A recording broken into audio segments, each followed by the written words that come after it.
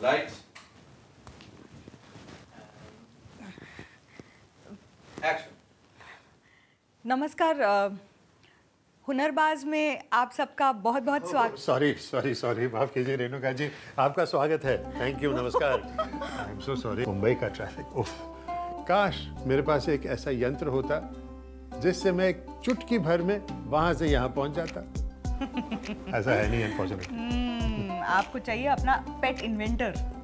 ओ, inventor यानी आविष्कारक। अरे वाह, वो तो बहुत फायदेमंद चीज है, लेकिन आज हमारी बात हुनर की है, आविष्कार की नहीं ना। लेकिन सिद्धार्थ जी, हुनर और आविष्कार का बहुत गहरा रिश्ता है। वो कैसे? देखिए, अगर एक मास्टर कलाकार हैं जो पश्मीना शॉल बनाते हैं तो उन्हें हम हुनरबाज कहेंगे, है कि नहीं? बिल्कुल। लेकिन अगर वही मास्टर क्राफ्ट्समैन उसी पश्मीना शॉल को बनाने के लिए एक नया तरीका, एक नई प्रक्रिया इजाद करें जिसकी वजह से उस पश्मीना शॉल को बनाने के लिए कम से कम समय लगे या फिर और भी बेहतरीन क्वालिटी की हो, तब हम उन हुनरबाज को आविष्कारक कहेंगे। अरे वाह, वेरी इंटरेस्टिंग। हुनर से ही तो आविष्कार पैदा होता है। बिल्कुल। और जब तक कि आपने अपने हुनर को उस चोटी तक ना पहुंचाया हो, तब तक आप आविष्कार नहीं बन सकते हैं। बिल्कुल। सारा कुछ उल्टा पुल्टा हो जाएगा, उसमें आपका भी नुकसान होगा और हम सबका भी। लेकिन आविष्कार उन्नति के लिए बहुत जरूरी है जी। आविष्कारक बनाते हैं नए उत्पाद या नई प्रक्रियाएं जो आगे चलकर एंटरप्रेन्योर्स या उद्यमी ट्रांसलेट करते हैं हजारों लाखों रोजगार में। और ऐसे ही आविष्कारक हमें देते हैं एक नई सोच और नए सपने।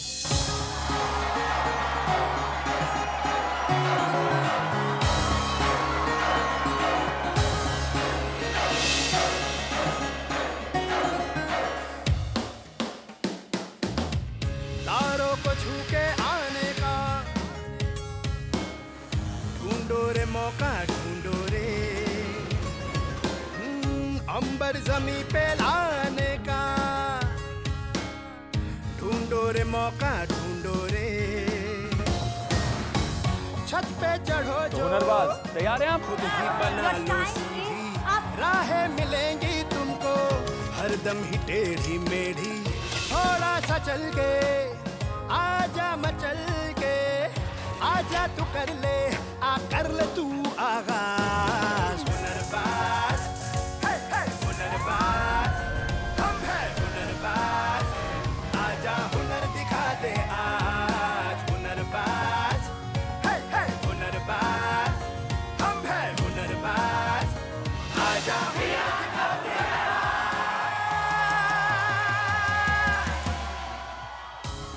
नमस्कार, आप सबका बहुत बहुत स्वागत है दुनिया के सबसे अलग, दुनिया के सबसे अनोखे रियलिटी शो में जिसका नाम है Hunarbaaz, skill to win.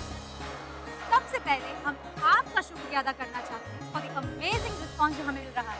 Vinci, ये जो शुक्रिया अदा करना है, थैंक यू कहना है, ये मुझे कहना चाहिए, क्योंकि ये जो सारा अमेजिंग रिस्पांस आ रहा है ना, ये मेरे लिए है। मतलब? नहीं समझी ना? मैं समझाता हूँ, एज ऑलवेज। सी, दर्शकों को अपना शो पसंद आ रहा है, राइट? क्यों? इसमें दी गई इंफॉर्मेशन की वजह से, और वो इंफॉर्मेशन रिसर्च लाता कौन है? एज ऑलवेज मैं। Ignore him. हम एपिसोड की शुरुआत करते हैं।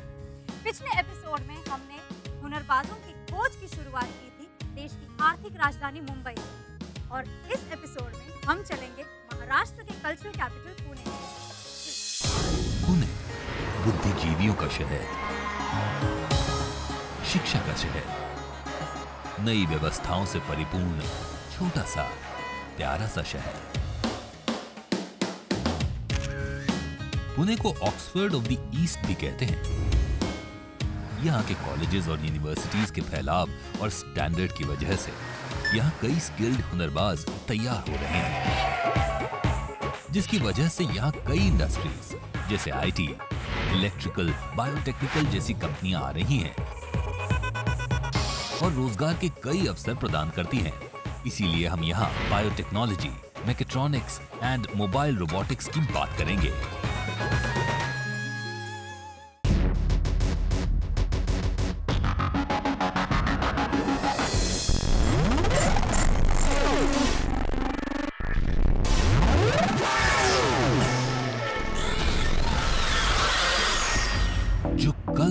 इन बच्चों की काल्पनिक दुनिया थी, जिसे हम फिल्मकारों की कल्पना के माध्यम से सिर्फ फिल्मों में ही देखते थे।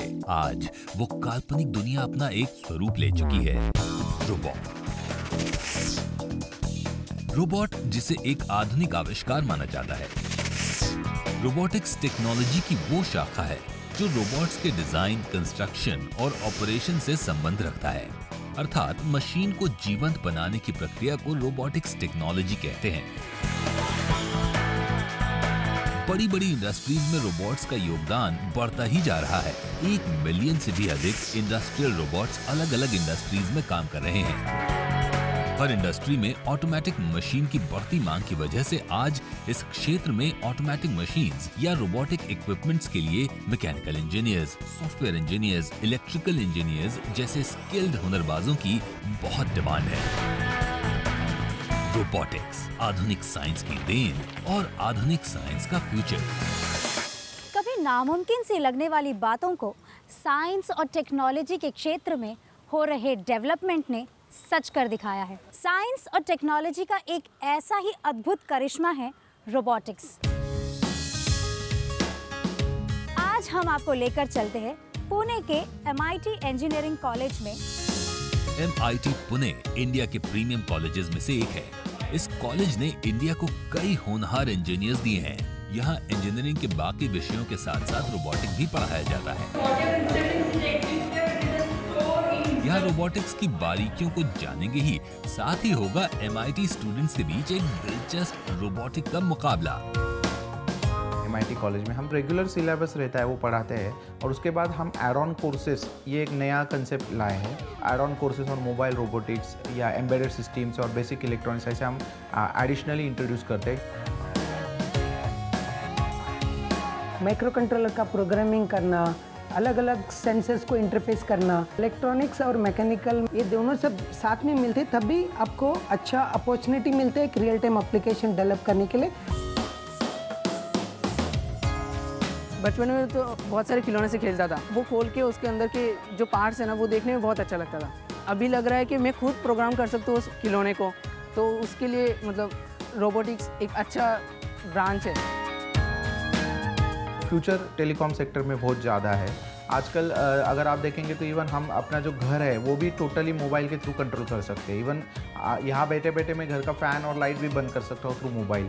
इसका मतलब आने वाले भविष्य में मोबाइल रोबोटिक्स और इलेक्ट्रॉनिक्स, इसके एप्लीकेशंस और इसके जो यूज़ है ये बहुत बढ़ने वाला है। हर रोबोट के पीछे कई ह्यूमन माइंड्स काम करते हैं। एक रोबोट मैकेनिकल इंजीनियर के हाथों से गुजरकर आकार लेता हुआ इलेक्ट्रॉनिक डिपार्टमेंट में पहुंचता है, जहां उसमें जान डाली जाती है।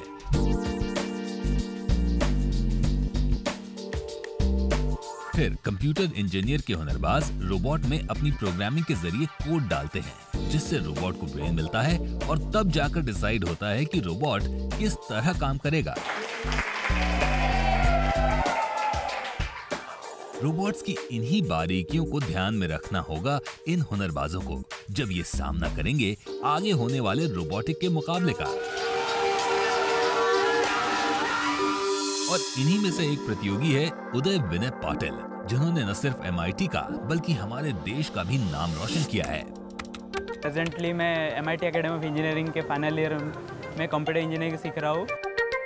मुझे रोबोटिक्स का बचपन में ही शौक था, तो मैं रोबोटिक्स मेरे भाई से भी बहुत कुछ सीखा हूँ। ये मेरा रोबोट है जिसमें मैं प्रेजेंटली वर्क कर रहा हूँ। इसकी प्रोग्रामिंग वगैरह, बाकी असेंबली वगैरह कंप्लीट है।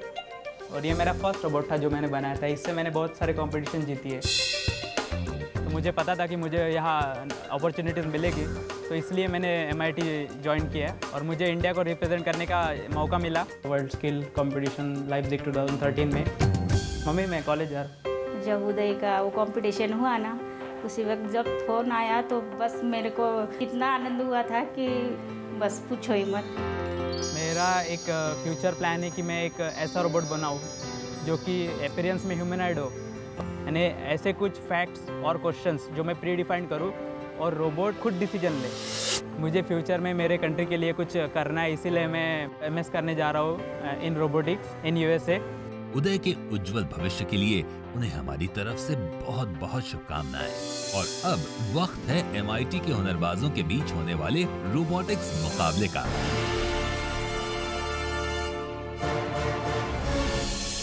तो अब बारी है हमारे हुनरबाजों के बीच एक जबरदस्त कंपटीशन की। और जब बात हो रही है मोबाइल रोबोटिक्स की, तो जाहिर सी बात है कि कंपटीशन भी उसी पर होना चाहिए। जैसा आप देख रहे हैं, हमारे साथ यहाँ सारे हुनरबाज मौजूद हैं और हमारे साथ ही उनके मेंटर मिस्टर श्रीधर खांडेकर जी। हेलो। तो अब हम चलते हैं हमारी टास्क की तरफ। क्या आप लोग एक्साइटेड हो अपने टास्क को जानने के लिए? इस टास्क में 6 टीम पार्टिसिपेट करेंगी। हर टीम में होंगे 2 मेंबर, जिनको सबसे पहले कंप्यूटर के जरिए बनाना होगा एक प्रोग्राम, और उस प्रोग्राम को फिट किया जाएगा रोबोट की मेमोरी में। और टाइम लिमिट होगी बस 30 मिनट। फिर शुरू होगी रोबोटिक रेस। ग्रीन सिग्नल के मिलते ही टेढ़े मेढ़े सफेद रास्तों को फॉलो करते हुए रोबोट को पहुंचना होगा स्टॉप पॉइंट तक। स्टॉप पॉइंट के पहले रोबोट रास्ता भटका तो उसे मिलेगा रेड सिग्नल और उस टीम का गेम हो जाएगा over. Shall we start? Yes. 3, 2, 1. Robot की दुनिया के भावी हुनरबाजों का टास्क शुरू हो चुका है। वक्त है बहुत कम, टास्क है बहुत मुश्किल। मेंटर श्रीधर खांडेकर की देखरेख में अपना पूरा एक्सपीरियंस इस्तेमाल कर रहे हैं रोबोटिक हुनरबाज। और सिर्फ रोबोट की ही नहीं, बल्कि रोबोट बनाने वाले हुनरबाजों की भी है ये कड़ी परीक्षा। क्या ये हुनरबाज 30 मिनट में ये टास्क कंप्लीट कर पाएंगे?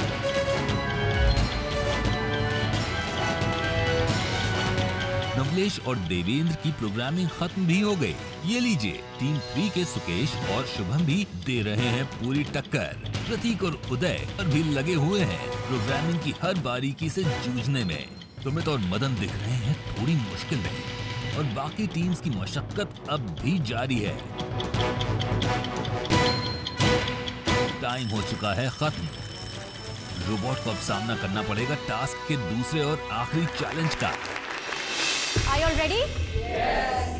तो सर, हम एक एक करके हर टीम का रोबो ट्राई कर सकते हैं। आप सब लोग अपने अपने रोबो के साथ आ जाइए और हम स्टार्ट करेंगे टीम 1 से। ग्रीन सिग्नल के मिलते ही नवलेश और देवेंद्र का रोबोट निकल पड़ा है अपनी मंजिल की ओर। मगर ये क्या, ये रोबोट तो आगे ही नहीं जाना चाहता। अब बारी है कनकन और समर्थ के रोबोट की। टीम 2 का रोबोट शुरुआत से ही दिख रहा है काफी कॉन्फिडेंट। लगता है इस रोबोट के लिए ये रास्ता कुछ जाना पहचाना है। कनकन और समर्थ के रोबोट ने सफलतापूर्वक कर लिया है ये टास्क। मुबारक हो कनकन एंड समर्थ। देखते हैं और कौन सी टीम कनकन और समर्थ को टक्कर दे पाएगी। अब सुकेश और शुभम के रोबोट उतर चुके हैं मैदान में, पर लगता है इनका रोबोट थोड़ा कंफ्यूज है।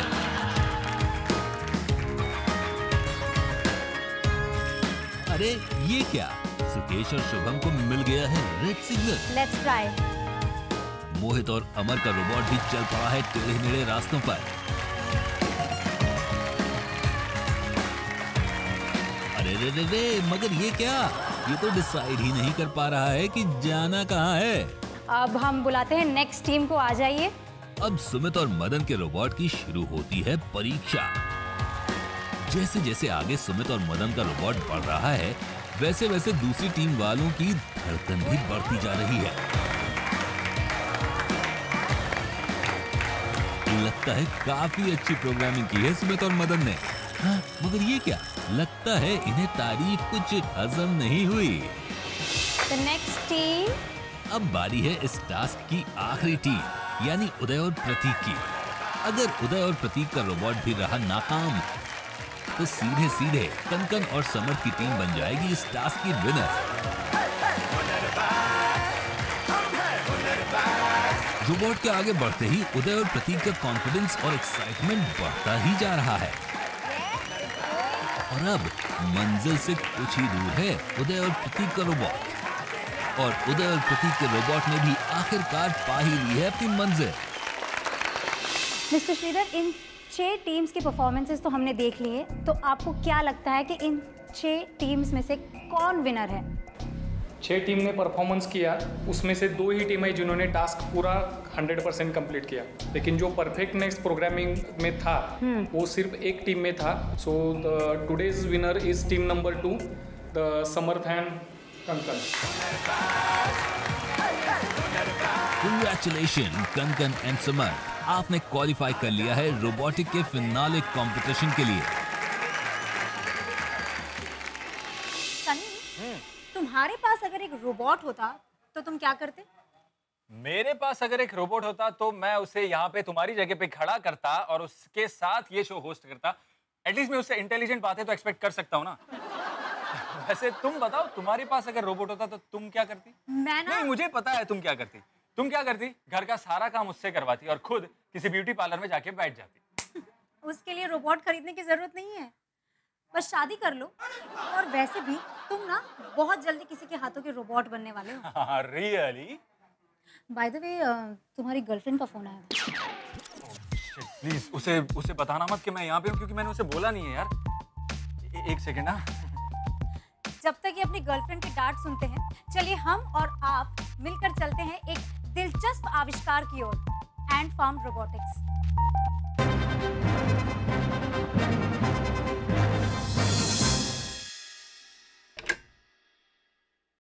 कभी सोचा है कि यूं चुटकी बजाते ही सारे काम हो जाए?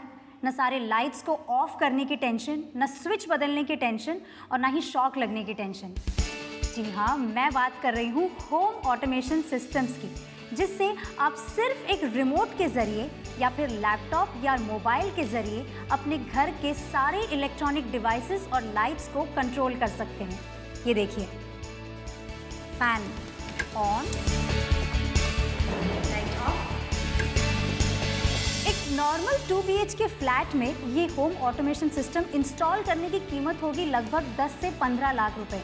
लेकिन यहाँ ये कमाल कर दिखाया है कोलकाता के हुनरबाज सुभोजीत बासु ने एंड फार्म के सपोर्ट से ये ऑटोमेशन सिस्टम को इस तरह से डेवलप किया है कि इसकी सेटिंग अप कॉस्ट होगी सिर्फ 2 से 3 लाख रुपए। तो हुआ ना ये हुनरबाजी का कमाल।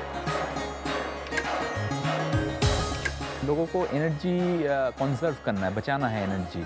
और एनर्जी आप कैसे बचाएंगे? घर पे अगर सपोज आप लाइट ऑन करके बाहर निकल गए, तो हमारा जो होम ऑटोमेशन है, ये इंटेलिजेंट सिस्टम है, ये आपका घर कंट्रोल कर सकता है। तो आप घर के बाहर से भी आपका फ़ैन, लाइट, एसी, कोई भी इलेक्ट्रॉनिक चीज़ हो जो स्विच से ऑपरेट होता है, उसको कंट्रोल कर सकते हैं।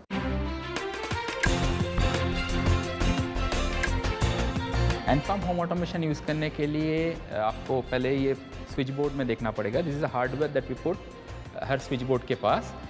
ये बॉक्स एक मिनी कंप्यूटर से बात करता है जो 24/7 आपके घर पे चलता है। वो कंप्यूटर बात करता है finally with the user interface, जो आपको टैबलेट या लैपटॉप में चलेगा। इस इंटरफेस में आपको सारे रूम्स दिखेंगे। फाइनली आप उसको कंट्रोल कर सकते हैं, ऑन या off, tap to on, tap to of.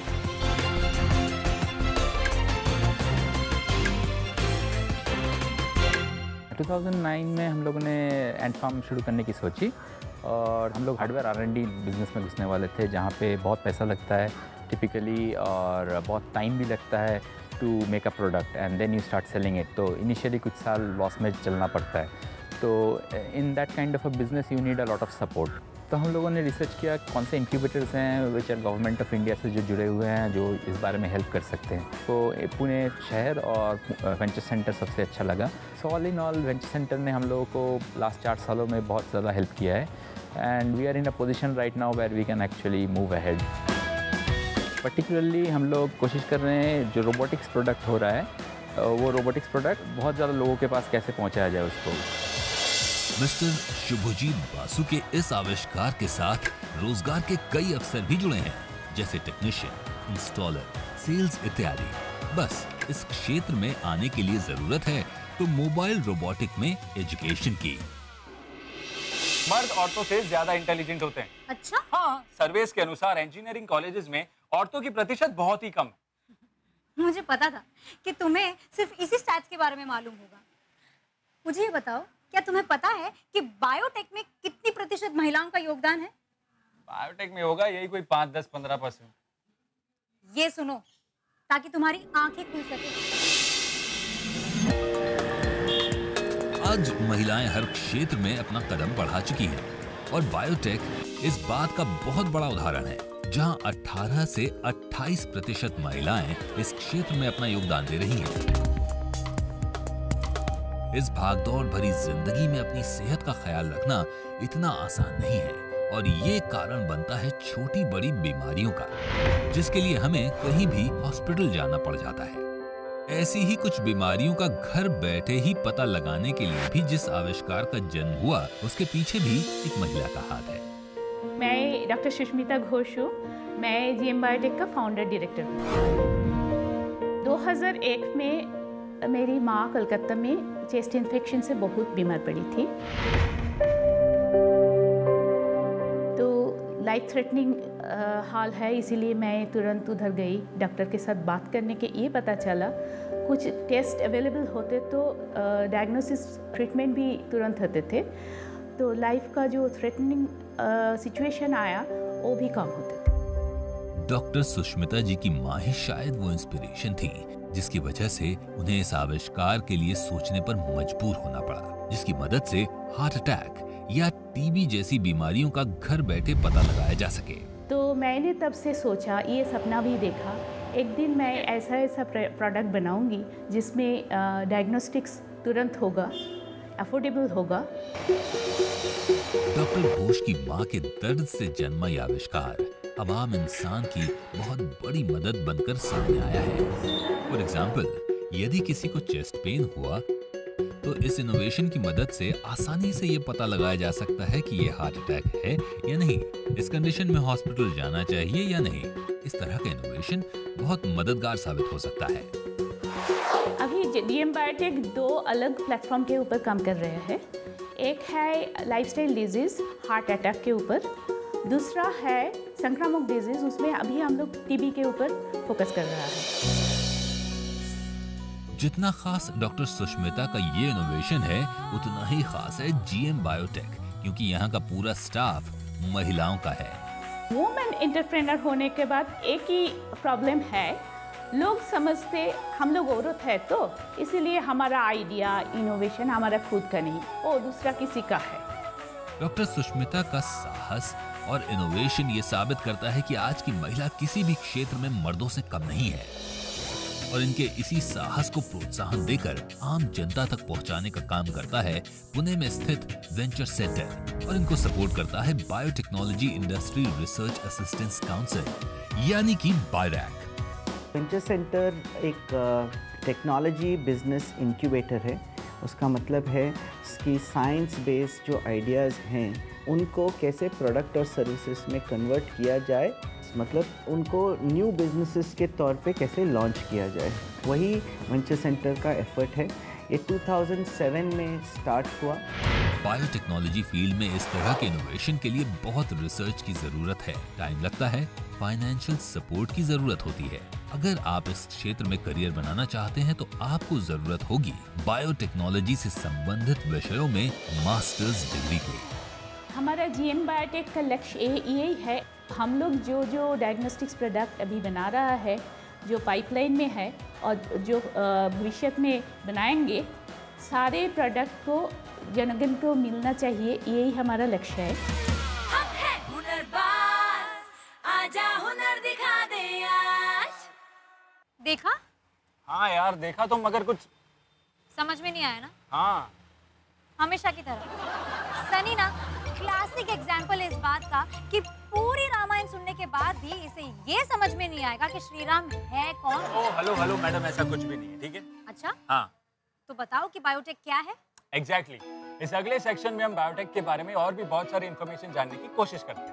Yes, क्योंकि after all it could be a great career option. बिल्कुल। किसी भी व्यक्ति या देश की तरक्की से कई पहलू जुड़े होते हैं। जैसे हमारे देश में खेती कल भी होती थी और आज भी,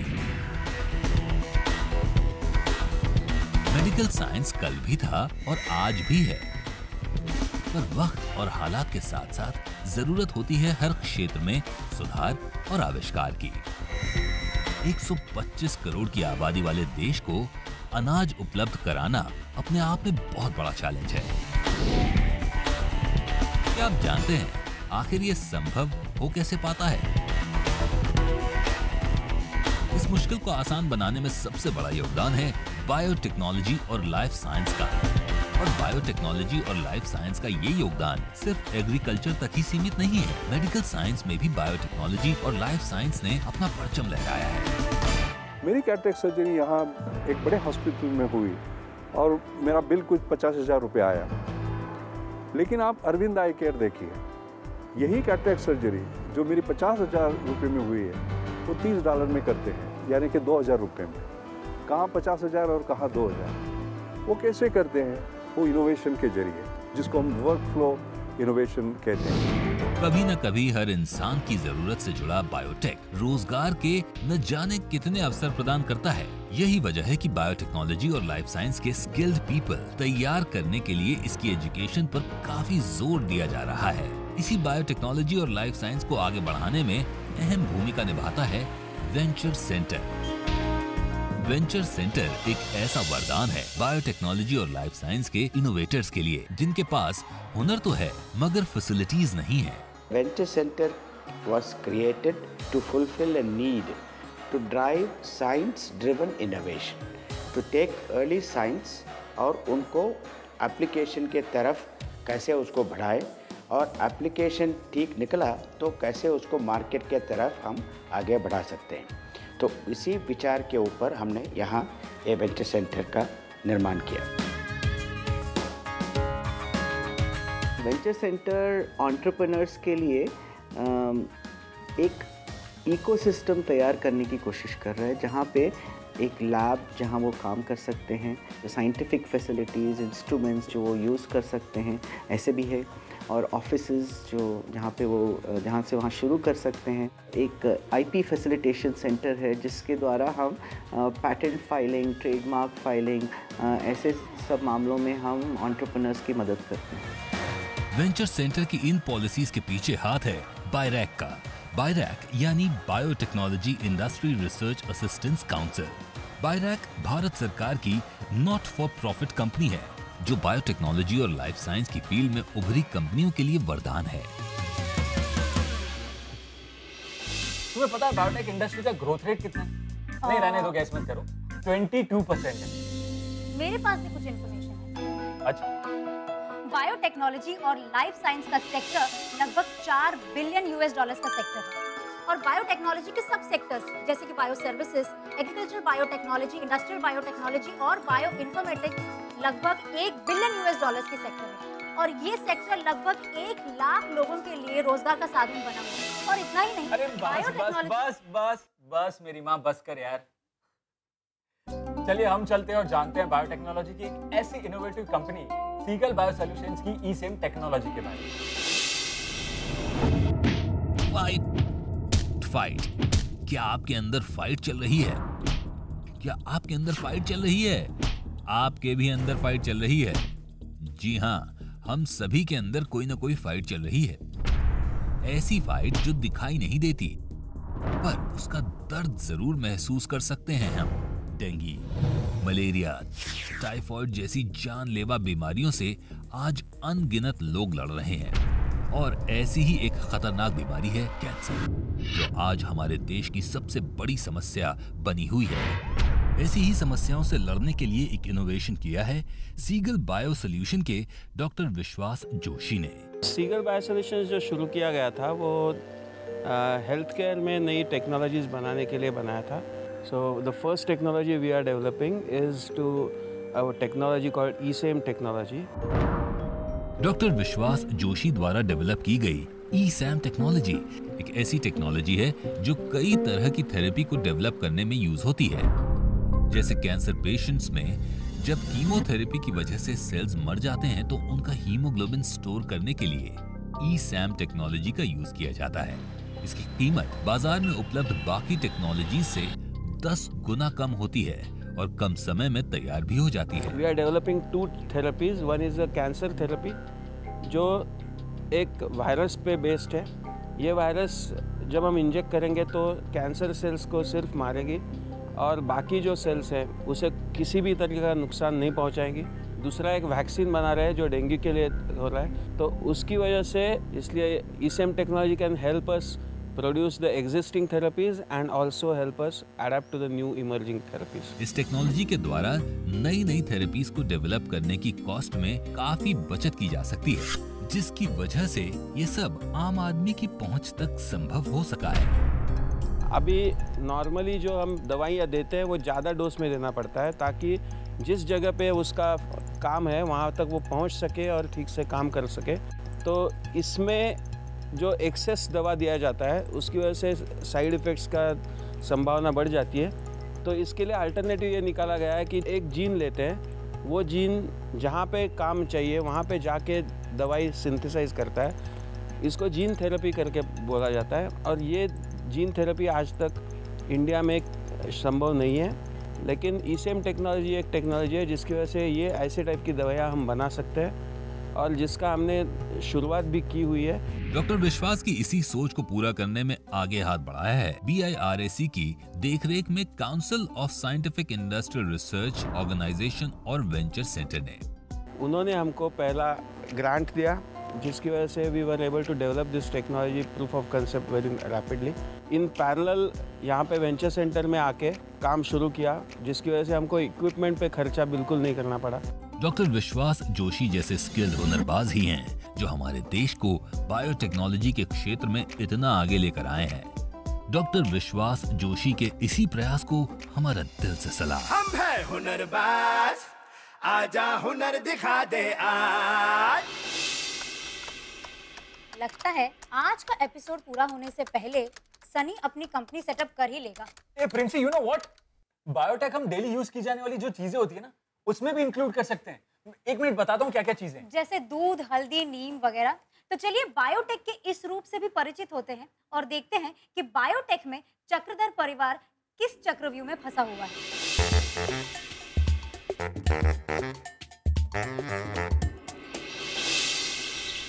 मैं कैसी लग रही हूँ? बहुत सुंदर लग रही। तुमने देखा भी नहीं, मैंने देखो ना, मैंने न्यू आई मेकअप ट्राई किया।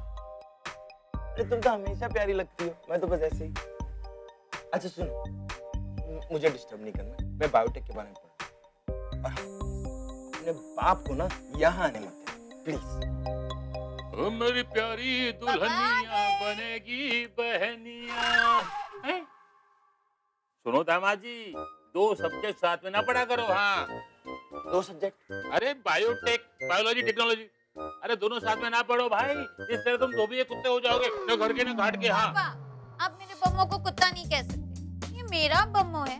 मैं भी तो 2 पढ़ाइयाँ साथ में करती हूँ। जब हिंदी इंग्लिश डिक्शनरी पढ़ती हूँ, हिंदी भी पढ़ लेती हूँ, इंग्लिश भी पढ़ लेती हूँ। अरे वाह वाह मेरा इंटेलिजेंट बच्चा। अरे क्या इंटेलिजेंट, क्या इंटेलिजेंट बच्चा? अरे हद होती बेवकूफी की यार। बायोटेक और डिक्शनरी क्या मेल है इसका? हाँ पता है बायोटेक क्या है? अरे ऑयल स्पिल्स हो सकते हैं समंदर में बायोटेक की वजह से।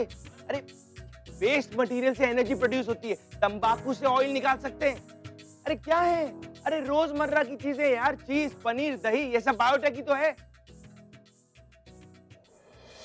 Nothing is impossible with the help of biotechnology, except बाप बेटी के ना दिमाग में थोड़ा अकल डालना। पापा क्या मैं बेवकूफ हूँ? अरे नहीं मेरा बच्चा, तुम तो इंटेलिजेंट हो। अब देखना, बायोटेक का इस्तेमाल करके अगर दामाद जी को शॉक न किया ना तो कहना। क्या कहना? कुछ नहीं कहना।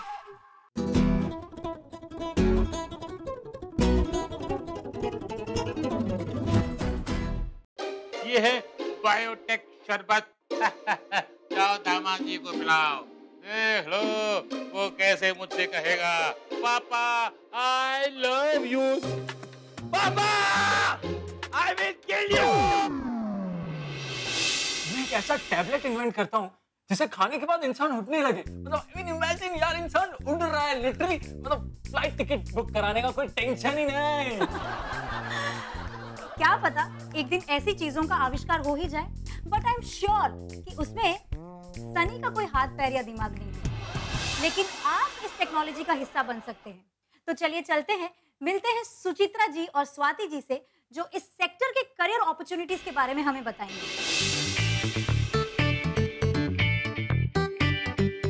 थैंक्स सनी प्रिंसी, बहुत सी इन्फॉर्मेशन हमें दे दी रोबोटिक्स के बारे में। अगर हम देखें तो ये एक इलेक्ट्रिकल या एक इंजीनियरिंग फील्ड का एक सब फील्ड है, जहाँ पे हमने देखा है कि इलेक्ट्रॉनिक्स, मैकेनिकल और कंप्यूटर इंजीनियरिंग का बेस होना बहुत ज़रूरी है।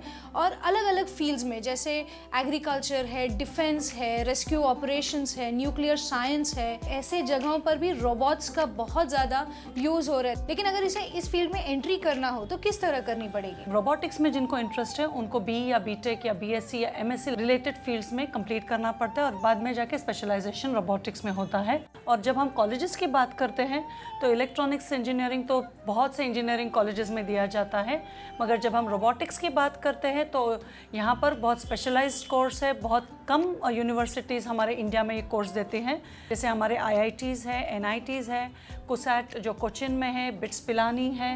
लेकिन जिन्हें बाहर जाकर रिसर्च या इनोवेशन करने की चाह है वो ज़रूर यूरोपियन कंट्रीज़ या US में जाके बहुत ज़्यादा काम कर सकते हैं, बिकॉज इंफ्रास्ट्रक्चर फैसिलिटीज़ जो है वहाँ पर भी बहुत अच्छी अवेलेबल है जो एक प्रॉमिसिंग करियर ऑफर कर सकते हैं। तो बायोटेक्नोलॉजी की जब हम बात करते हैं, बायोलॉजी और टेक्नोलॉजी इन दोनों को मिलाकर एक इंटरेस्टिंग फील्ड बनता है, जहाँ पे हम फंक्शनल या टेक्निकल स्किल्स जो लेते हैं बायो के लेते हैं, जहाँ पे हम एंजाइम्स या ह्यूमन बॉडी या एनिमल्स इनके साथ काम करते हैं, और टेक्नोलॉजी जहाँ पे हम कंप्यूटर का इस्तेमाल करके नई नई चीज़ें, नए नए रिसर्च करते हैं। बायोटेक्नोलॉजी में जाना है तो उनको साइंस स्टूडेंट होना बहुत ज़रूरी है, जहाँ पर फिजिक्स, केमिस्ट्री, बायोलॉजी होना बहुत ज़रूरी है। आप BSc लेवल पर ले सकते हो, बायोलॉजी या बायोटेक्नोलॉजी ले सकते हो। अगर आपको BE या BTech करना है तो आपको फिजिक्स, केमिस्ट्री, मैथ्स और बायोलॉजी लेना ज़रूरी है। एक एंट्रेंस एग्ज़ाम्स देनी पड़ती है और उसी के बाद आप जा सकते हो।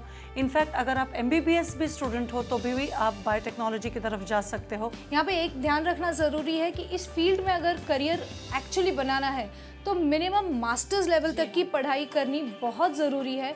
अगर आप आगे पढ़ते हो तो ऑब्वियसली स्कोप ज़्यादा है। उसी के साथ टीम वर्क में काम करना और बहुत सारे पेशेंस की ज़रूरत होती है इस फील्ड में काम करने के लिए।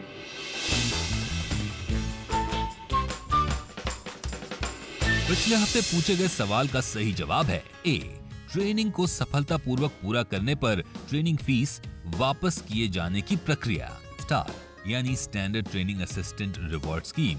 ये स्कीम भारत के युवाओं को वोकेशनल ट्रेनिंग देने के लिए प्रोत्साहित करने और नए हुनर को सीखने के लिए दी जाने वाली आर्थिक मदद है।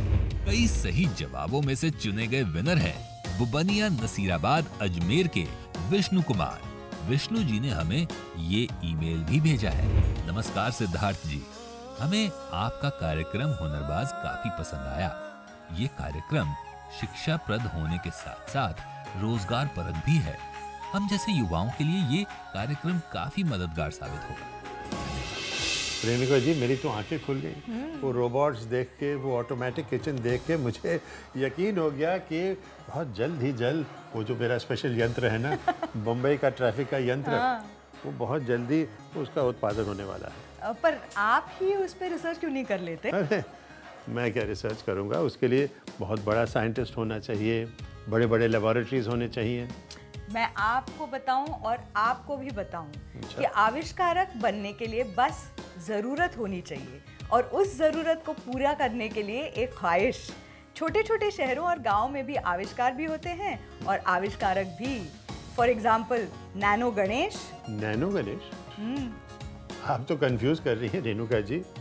यानी कि भगवान गणेश की छोटी मूर्ति, ये तो बहुत अच्छी बात है, लेकिन इसमें आविष्कार कहाँ है? यही तो कमाल है और यही इस हफ्ते का सवाल है। अरे वाह। नैनो गणेश क्या है? ऑप्शंस: ए, रिमोट द्वारा संचालित वाटर पंप। बी, रिमोट द्वारा संचालित छोटी गाड़ी। सी, लॉर्ड गणेश पर बनी एक छोटी फिल्म। डी, मोबाइल में लगने वाला यंत्र। माफ कीजिए, मेरा एक स्ट्रॉन्ग ऑब्जेक्शन है रेणुका जी।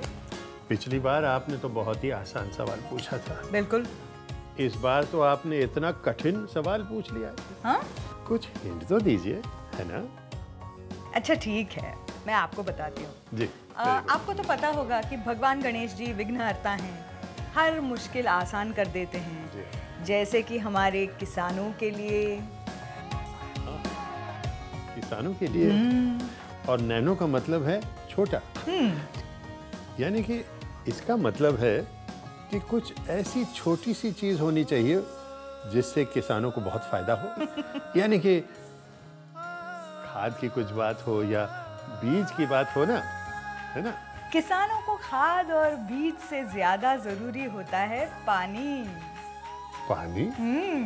आपने तो मेरे हिट पे पानी फेर दिया। अपना जवाब देने के लिए टाइप कीजिए HB space 02 space A B C या D स्पेस अपना नाम और भेज दीजिए 0975-730-3030 पर। आप हमारी वेबसाइट पर भी लॉग ऑन कर सकते हैं और साथ ही आप नीचे लिखे ईमेल एड्रेस पर ईमेल भी कर सकते हैं। लेकिन आपका जवाब हमें 48 घंटे के अंदर मिल जाना चाहिए और आप में से ही एक लकी विनर को मिलेगा 10,000 रुपए का इनाम।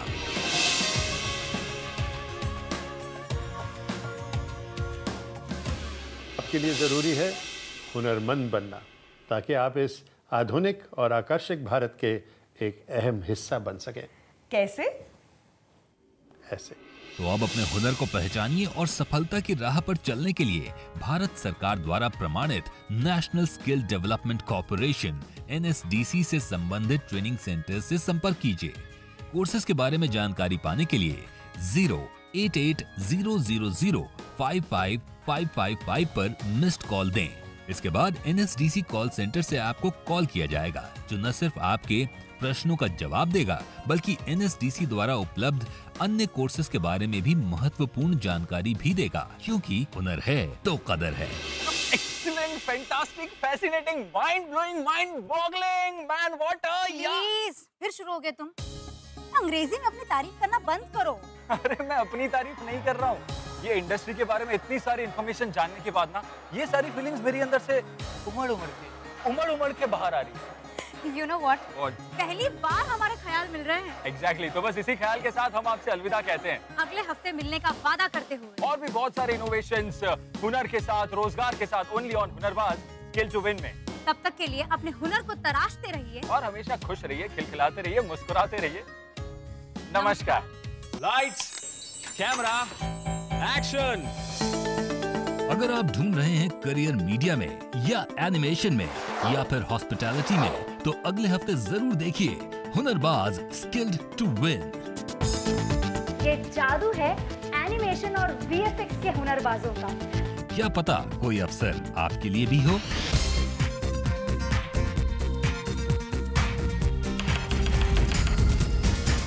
कट। आजा चले आज उस राह पर, हमको जहां